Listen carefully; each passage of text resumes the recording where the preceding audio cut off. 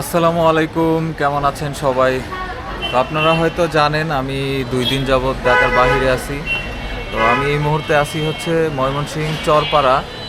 তো এখন আমি যাব আমাদের গ্রুপের খুব কাছের একজন বড় ভাই এসআই তাপস, ওনার সাথে দেখা করতে।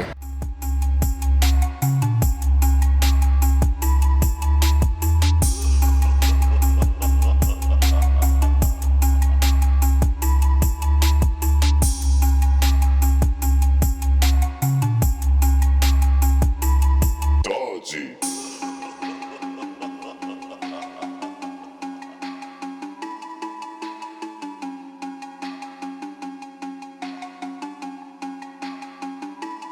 Dodgy.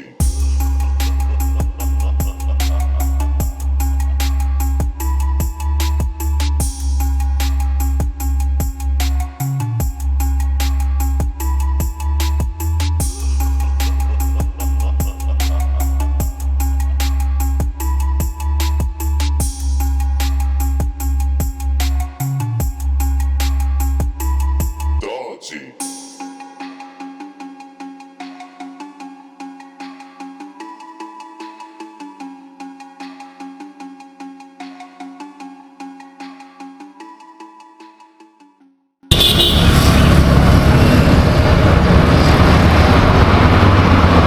তো এই যে তাপস ভাই আসতেছে, এখন আমরা তাপস ভাইয়ের বাসায় আছি, চলে আসতে পারা।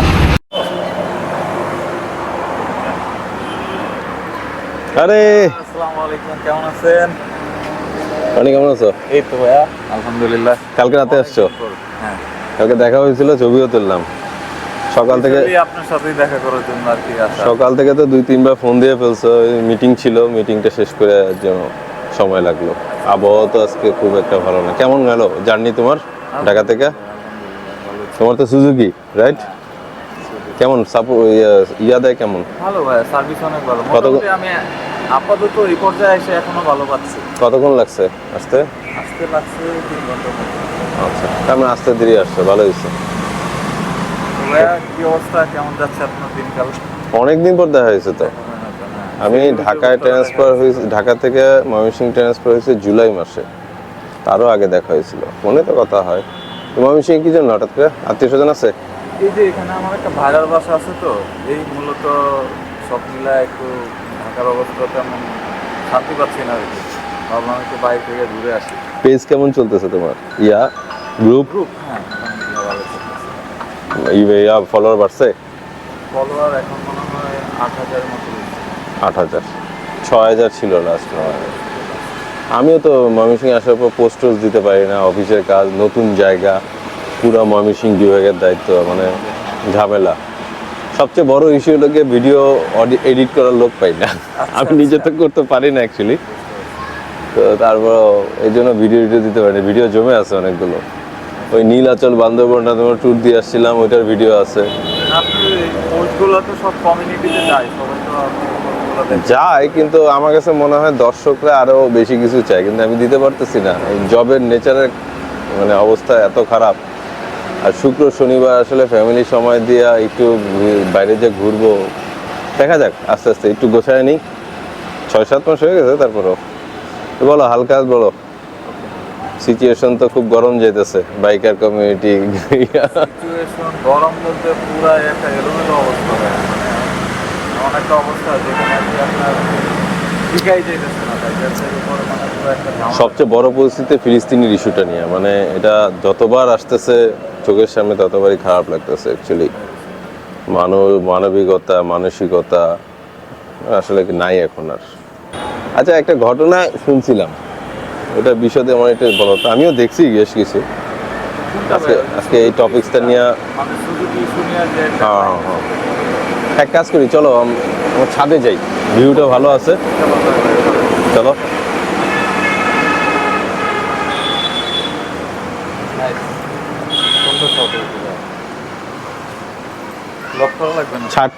ছাদটা আসলে বেশ ভালোই।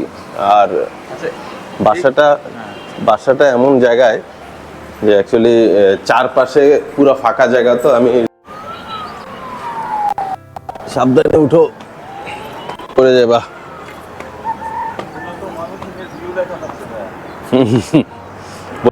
চলো, উপর সাইডটা আরো সুন্দর। উপরে ভিউটা দেখলে তোমার আরো ভালো লাগবে অ্যাকচুয়ালি। এটা হলো পুরো ময়মনসিংহ, এটা হলো গিয়া ঢাকা বাইপাস। আচ্ছা, ঢাকার গাড়িগুলো এদিক থেকে আসে না? হ্যাঁ, ঢাকার গাড়িগুলো এদিক থেকে আসে। এটা শহর তোমার ওই চরপাড়া, তুমি যেখানে আসছো। এটা হলো গিয়ে কৃষি ইউনিভার্সিটি। ঢাকা স্টেশন, হ্যাঁ ঢাকা থেকে যে আসে হ্যাঁ, সামনে স্টেশনটা। দেখছো বালু আসতেছে, গাড়ির ইয়ার সাথে বালু চোখে আসতেছে। আজকে কিন্তু রোদ না। না, মেঘলা ওয়েদার। কেমন লাগছে তোমার জায়গাটা? খুবই ভালো লাগছে। আমি প্রায় এখানে আসি, ভালো লাগে। আপনি আসেন, এই জন্য আরো বেশি ভালো লাগতেছে। না, অনেকদিন পর দেখা হয়েছে, এই জন্য চিন্তা করলাম আসো, কারণ ইফতারের টাইম হয়ে যাচ্ছে। তুমি তো সকাল থেকে অনেকবার ফোন দিছো, আসা হয় নাই। দেখছো কুয়াশা কিন্তু ভালো পড়তেছে। এটা কুয়াশা না মেঘ? কুয়াশা নাকি? মেঘ মনে হয়, হইতে পারে, জানি না। হেলমেটটা রাখো, কষ্ট করে দাঁড়া করে লাভ নেই, এক জায়গায় রাখো।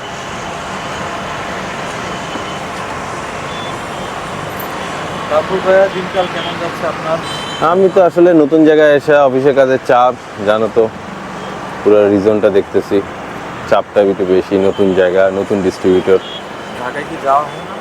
ঢাকায় খুব কম যাওয়া হয় এখন, মানে মান্থলি মিটিং ছাড়া আসলে যাওয়া হয় না।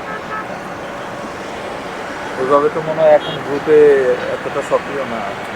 না, সক্রিয় হতে পারতেছেন না, তাও পুরাতন পুরাতন ছবি ছেড়া নিজেরাই তো গ্রুমিং লাগছে। আমার তো আসলে ইনকামিং সোর্সের ইচ্ছা না, আমার একটা শখ জাগছে বুড়া বয়সে আইসা যে আমি একটু বাইকিং করব।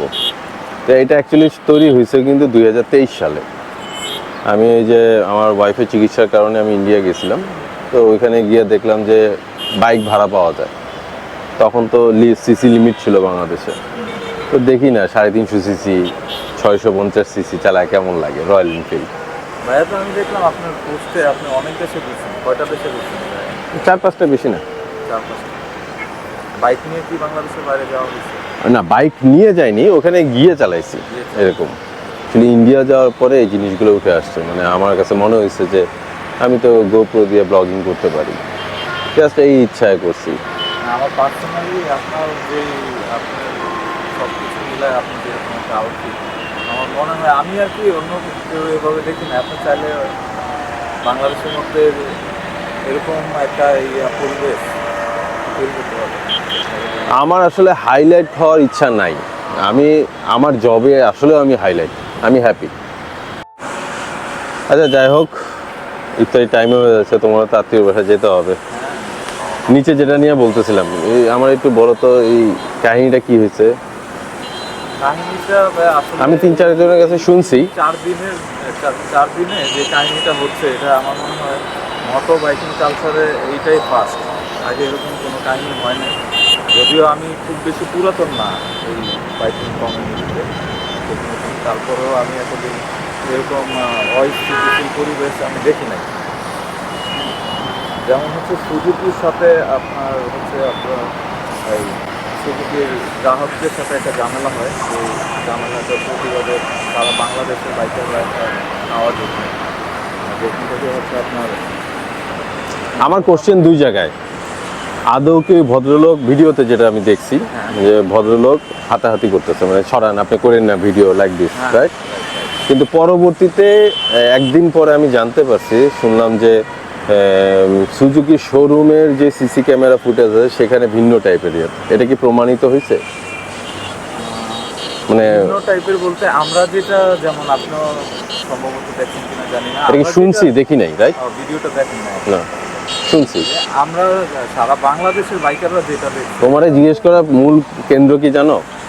কারণ হলো গিয়ে আমি প্রথম যেটা আমি দেখছি, ফুটেজে দেখছি যে রনি, তা আমি ধারণা করছিলাম ফার্স্ট রনি, কিন্তু পরবর্তীতে গিয়ে জানতে পারছি যে না, এই রনি সেই রনি না, অন্য সামওয়ান কেউ। আর ওই যে মাথায় সাইকোলজিতে ঢুকছে রনি, দ্যাটস ওয়াই আমি তোমার কিন্তু এখন জিজ্ঞেসটা করলাম ওই টপিকস নিয়ে। মানে জিনিসটা নিয়ে আমার কোনো করার ইচ্ছা নাই অ্যাকচুয়ালি।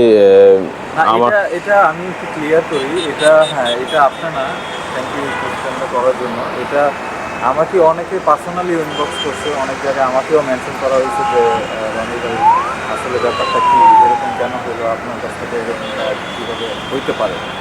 তো এটা আমি দর্শকদের উদ্দেশ্যে বলতে চাই, আসলে এই জায়গায় আমি সরাসরি ইনভলভ না। এবং রনি ঠিক আছে, এখানে হচ্ছে ঢাকায় বাইকার্স ক্লাব একটা, ঢাকা মেট্রো ক্লাব একটা। তো আমি লিড করি হচ্ছে ঢাকায় বাইকার্স ক্লাব, আর যেই রনির সাথে টপিকটা হয়েছে এটা হচ্ছে আপনার ঢাকা মেট্রো ক্লাব।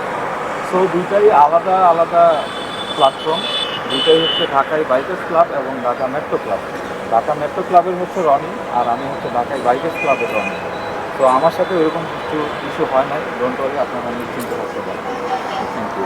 আচ্ছা, আরেকটা জিনিস কোশ্চেন ছিল হলো গিয়ে, ওই সেদিন সম্ভবত তুমি আমাকে ফোনও দিছিলা যে ওখানে ইফতারি পার্টি আছে, রাইট? সেদিন কি ঘটনা পরে ইফতারি পার্টির দাওয়াত পেয়েছো না আগে? ডেফিনেটলি আগে। এটা নরমালি সুজুকি থেকে অনেক আগেই করা হয়েছে। এটা কি গেছিলা পরে লাস্টে? আমি গেছিলাম বলতে ওখানে মানে তোমাদের গ্রুপের লোক গেছিল কিনা? হ্যাঁ, কথা বলার জন্য গেছিল যে যেহেতু একটা ইনসিডেন্ট হয়ে গেছে, এখানে কথা বলা উচিত বা এটার বিষয়ে জানা উচিত। তো ওই বিষয় নিয়ে হয়তো একটু এখানে যাওয়া হয়েছিল।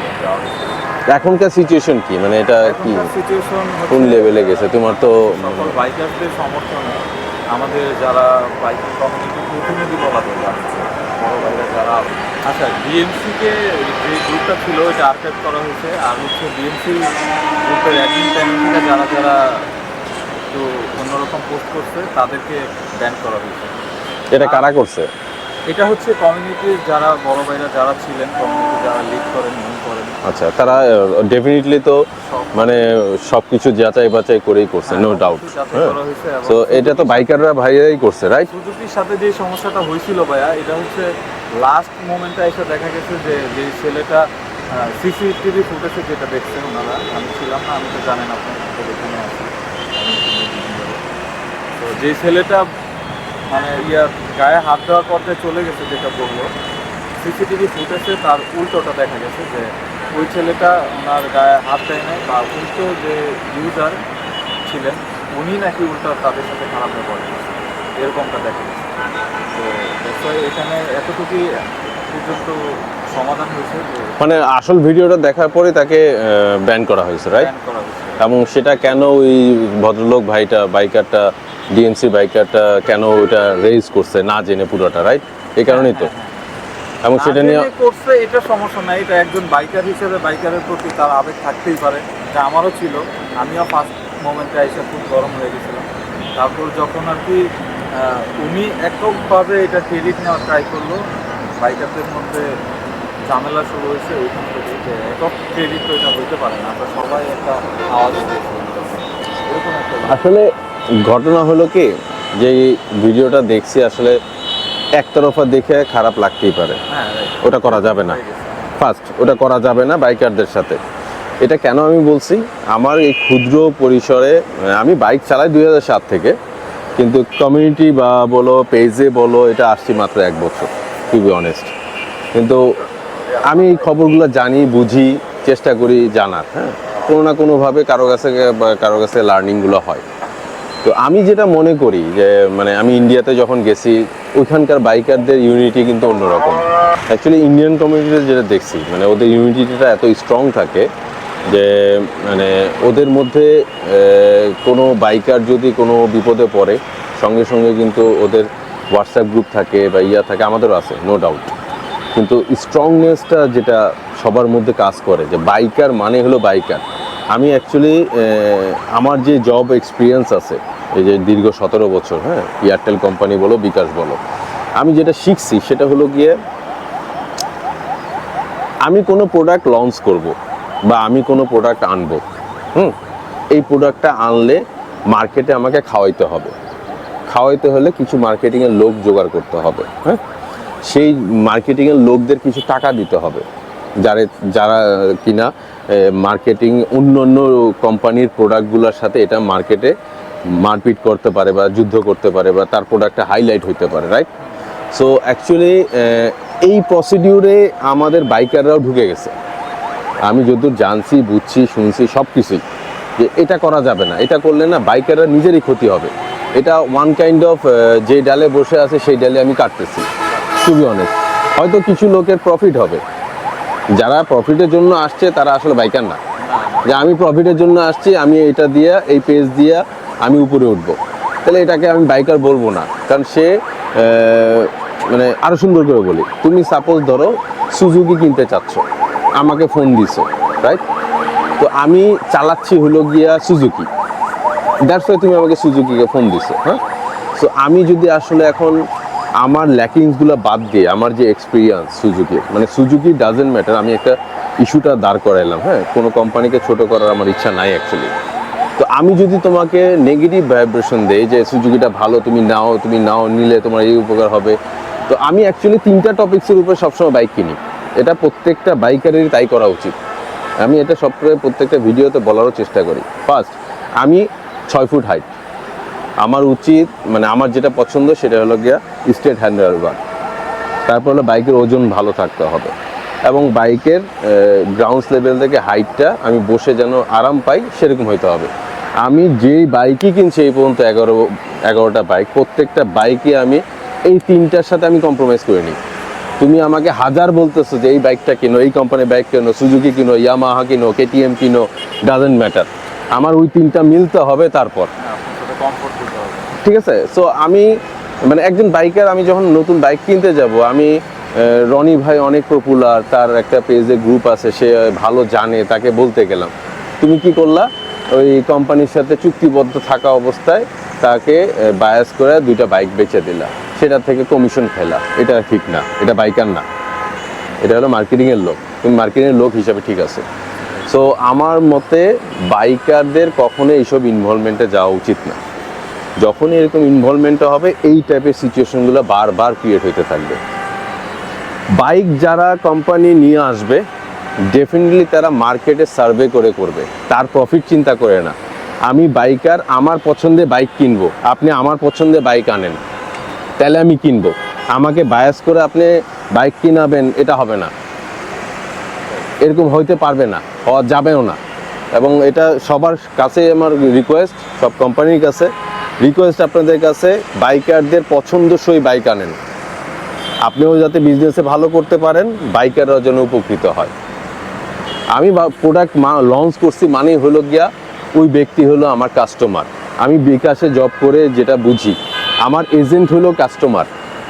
আমি যদি এজেন্টের কাছে গিয়ে আমি ডিজিএম, আমি ম্যানেজার এটা প্রুভ করতে চাই, তো এটা তো হবে না, রাইট? সো আমার তো তাকে আদর সোহাগ দিয়ে তার বিজনেসটা আরও ভালো যাতে হয় সেরকম করতে হবে। কোম্পানিগুলোরও তাই করা উচিত।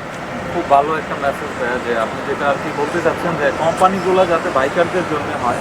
হ্যাঁ, ডেফিনেটলি কোম্পানির জন্য না হয়, বাইকারই। কোম্পানিগুলো যেন বাইকারদের জন্য কাজ করে। আমি 2-3 লাখ টাকা স্যালারি পাই বিকাশে, আমি আজকে 11 বছর 12 বছর ধরে আছি, আমি এজেন্টের দোকানে গিয়া এই ভালো করেন এরকম করেন এরকম, এটা হবে না তো। উচিত কি বাবা, ভালো করে করো বাবা, এরকম করে করলে ভালো হয়, তুমি করলে এটা আমার উপকার হবে। কারণ হলো গিয়ে আমি যেটা বুঝি, যেটা আমি শিখছি আমার লাইফ থেকে, যে এজেন্ট মানে হলো কাস্টমার, রাইট?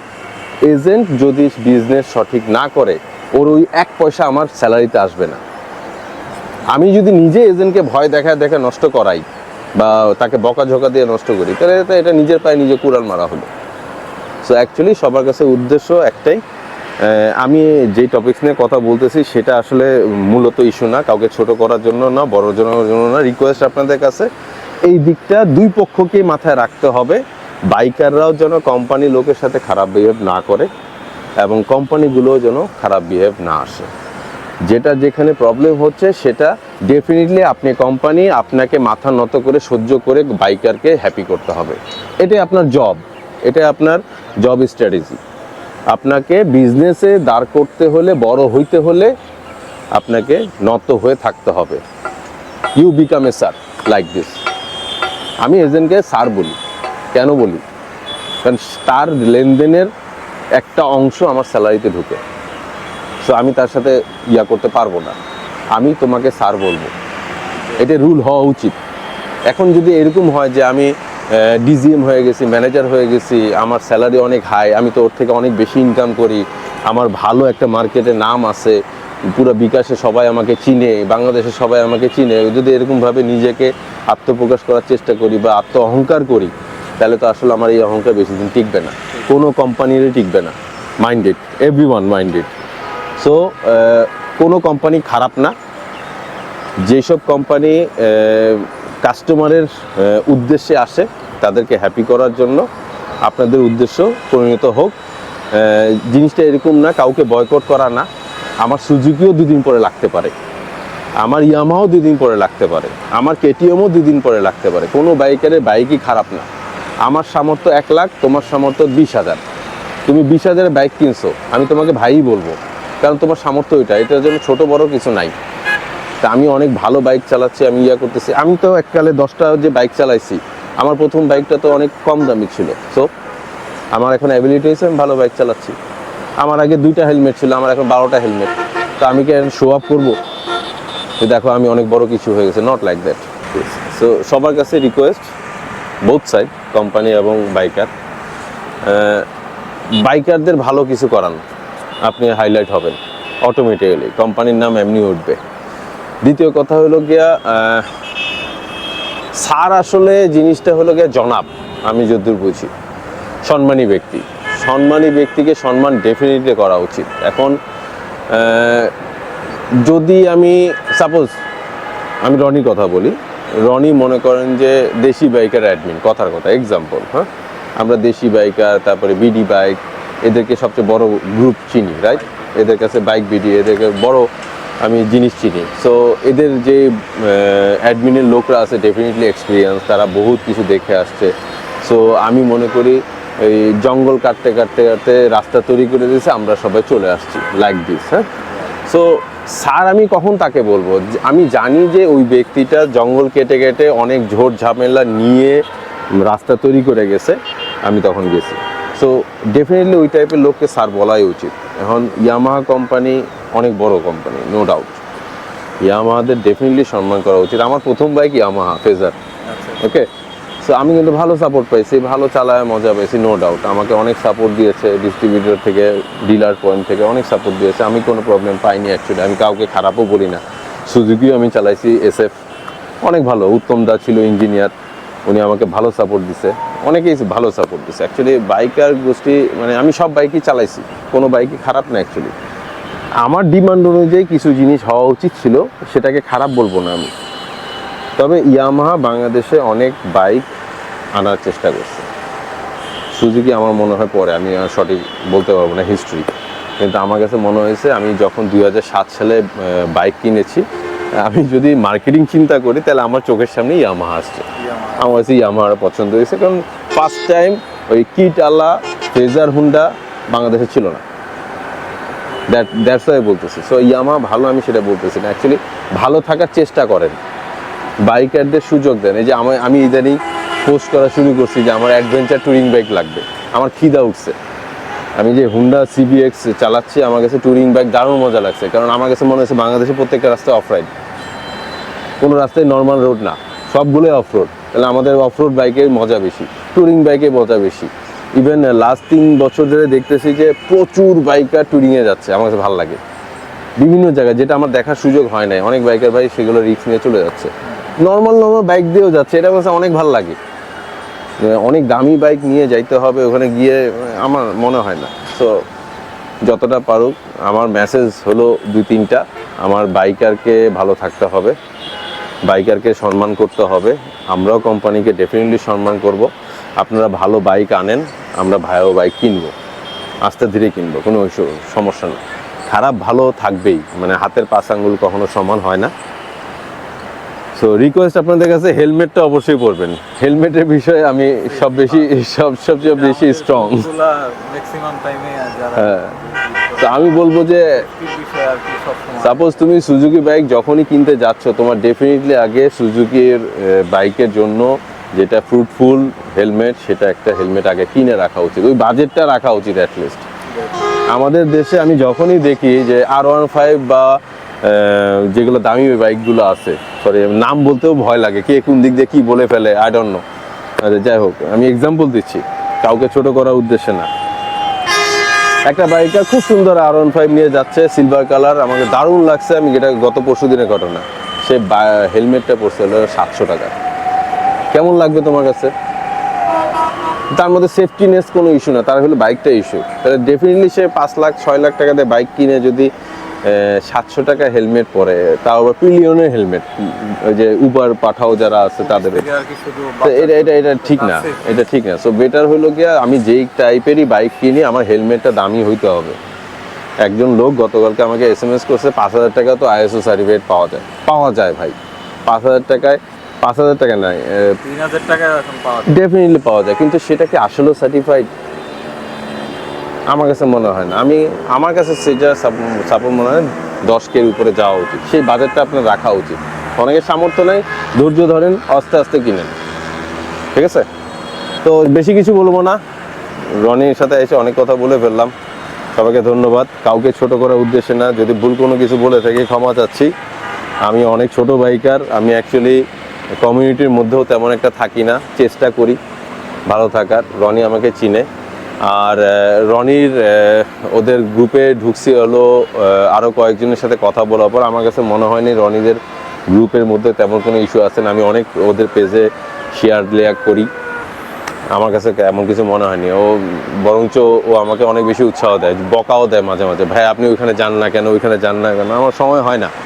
ও এই পর্যন্ত ইফতারির দাওয়াত দিছে, ওর গ্রুপের অনেক ট্যুরে হয়েছে। একটা ভাইয়ার পা মনে ছিল, তার জন্য ওখানে যাওয়ার জন্য আমিও চেষ্টা করছি যাওয়ার জন্য, পারিনি। তো চেষ্টা করি করার জন্য। আচ্ছা, যাই হোক, এখন সবচেয়ে বড় কথা হচ্ছে যেটা, যে আজকে আমি মূলত ঢাকা থেকে আমি আসছি ময়মনসিংহে আরও 2 দিন আগে। তো এখানে এসে আমার চিন্তা ছিল যে আমি ভাইয়ের সাথে দেখা করবো, নর্মালি দেখা করবো, কারণ ভাইয়া ঢাকা থাকলেও আমি দেখা করতাম, এখানে দুজন দেখা হইতো না। তো যেহেতু আমি কাছাকাছি আসছি, ভাইয়ার বাসাটাও এখানে, তো ভাবলাম যে একটু ভাইয়ের সাথে আজকে দেখা করি, জাস্ট একটা ভিডিও, শুধু ঘোরার জন্য একটা ভিডিও নিব। এই টপিক এটা আমি তোমার স্টপ করি, অনেকে মনে করতে পারে এরকম যে আমরা প্রি প্ল্যান করে ভিডিও করছি, নট লাইক দ্যাট। আমি একটু ক্লিয়ার করি তোমার আগে। সো ডিজে এটা কিনছে, কেনার পর অ্যাকচুয়ালি ও আমাকে বলতেছে যে ভাইয়া ভিডিও করতে করতে আসতেছি। আমিও চিন্তা করলাম যে তাহলে আমিও সুযোগ, দুজন টক্কর খাবো। আমার GoPro 11, তো দুজনে মিলে ভিডিও করব। তো আসার পর ও বলতেছে যে ভাই আমার সাউন্ড সিস্টেমটা আনতে ভুলে গেছি।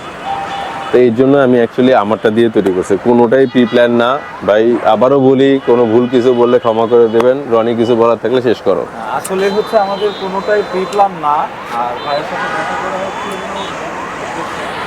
আমরা এতক্ষণ যা বললাম হয়তো আমাদের কথায়, আমাদের জানায়, আমাদের ইনফরমেশনে অনেক ভুল থাকতে পারে, যেগুলো আপনারা ক্ষমার সুন্দর দৃষ্টিতে দেখবেন। কারণ আমরা মূল ঘটনা হয়তো ওইভাবে, যেহেতু আমরা সামনাসামনি উপস্থিত ছিলাম না কোনোটাই, হয়তো এটা জানি না। আমাদের যতটুকু জানতে পারছি ততটুকু আমরা বলছি। আর যদিও এটা নিয়ে আর কথা বলা উচিত না, তারপরেও আজকে এই টপিকে আমরা এখানে আসছি অন্য টপিকে। এই কথা হয়েছে এখানে, জাস্ট এই জন্য বললাম। তো এটা নিয়ে কেউ আবার কন্ট্রোভার্সি নতুন করে তৈরি করবেন না, যে ওনারা আবার কি শুরু করছে, কি নিয়ে কথা বলতেছে, এত কিসের এটা নিয়ে উত্তালা কেন। কারণ এটা নিয়ে অলরেডি যারা অতিরিক্ত আবেগ ছিল, অতিরিক্ত ছিল, তারা অলরেডি মানে অজ্ঞতার বসে অনেকভাবে গালাগালি করে ফেলছে, অনেকের সাথে সম্পর্ক নষ্ট করে ফেলছে, যেটা শেষে আমাদের জন্য ক্ষতি। তো আমরা চাই না যে আমাদের কারোর সাথে সম্পর্ক নষ্ট হোক। আমরা চাই সবার সাথে ভালোবাসার সম্পর্ক নিয়ে, সবার সাথে সুন্দর সম্পর্ক নিয়ে আমরা বাইকিং কমিউনিটিতে থাকতে এবং সবাইকে নিয়ে সামনের দিকে এগিয়ে যেতে। এটাই আমার সবাইকে বলা। ধন্যবাদ। আর ভাইয়া যে মেসেজটা দিল আমাদেরকে, খুব সুন্দর মেসেজ। এতক্ষণ যা বললো আপনারা শুনতে পেয়েছেন, খুবই ভালো লাগছে আমার আজকে ভাইয়ের সাথে দেখা করে। আমরা আরও সামনে যাব, ভাইয়ের সাথে আরও ঘুরবো, সারাদিন এনজয় করবো। সেই পর্যন্ত সাথে থাকবো। ধন্যবাদ সবাইকে, আসসালামু আলাইকুম।